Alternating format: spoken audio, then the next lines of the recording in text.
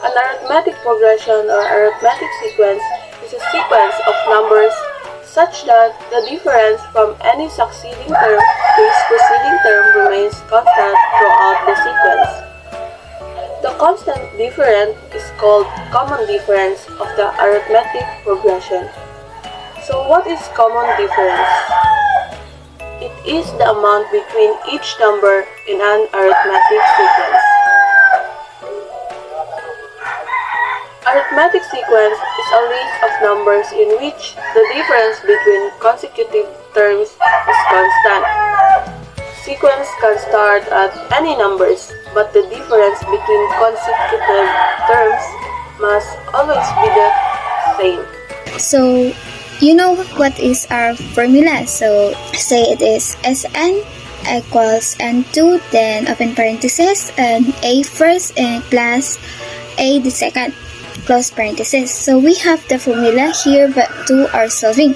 So S5 equals 5 divided by 2, open parenthesis, and as you can see, the 3 plus 15 close parenthesis.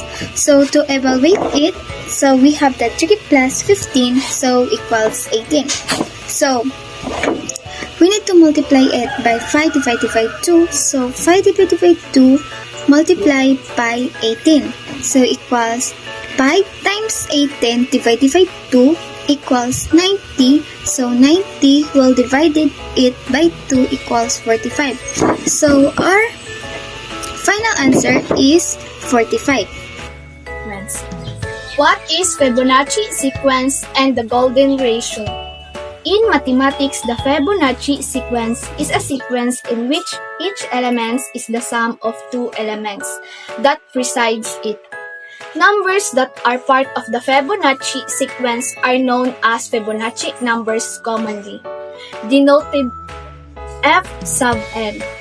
Many writers begin the sequence with 0 and 1, although some authors start it from 1 and 1, and some, as did Fibonacci, from 1 and 2 starting from 0 and 1. The sequence begins 0 plus 1 is equals 1, 1 plus 1 is equals 2, 2 plus 1 is equals 3, 2 plus 3 is equals 5, 5 plus 3 is equals 8, 5 plus 8 equals 13, and so on. In short, we add the last two terms to get the next term. Fibonacci sequence. So before I give an example, given the recursive formula for the Fibonacci sequence is f sub n equals f sub n minus 2 plus f sub n minus 1. So the recursive formula is fn equals fn minus 2 plus fn minus 1. So my example is if 3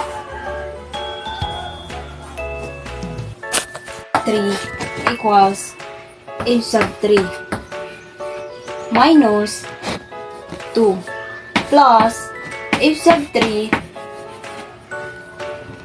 equals minus 1. So it will give us equal f sub 1 plus f sub 2. Since the value of f sub 1 to the value is 1 plus 1, it will give us the f sub 3. F sub 3 is the value is 2.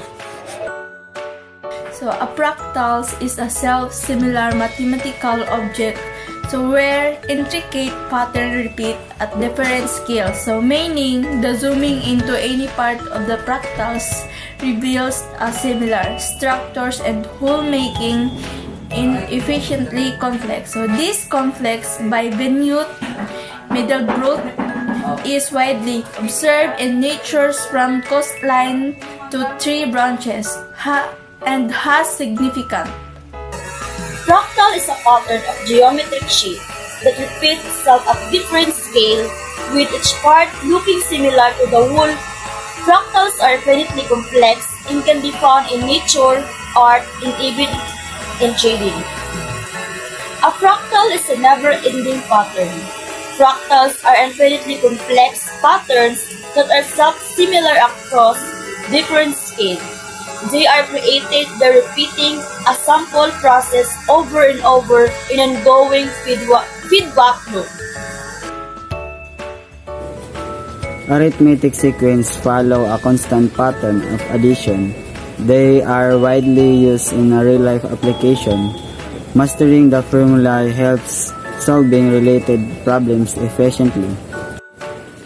The Fibonacci sequence is a sense of numbers where each number is the sum of the two preceding ones, starting from 0 and 1. It appears in various natural patterns and is society related to the golden ratio. Fractals are the complex self-repeating geometric shape that look similar at any level of magnification. They are only often irregular or fragmented and can be found in nature like snowflakes or created mathematically. They are the key characteristic of fractals is their self. Similarly, meaning their structure repeats itself smaller scale.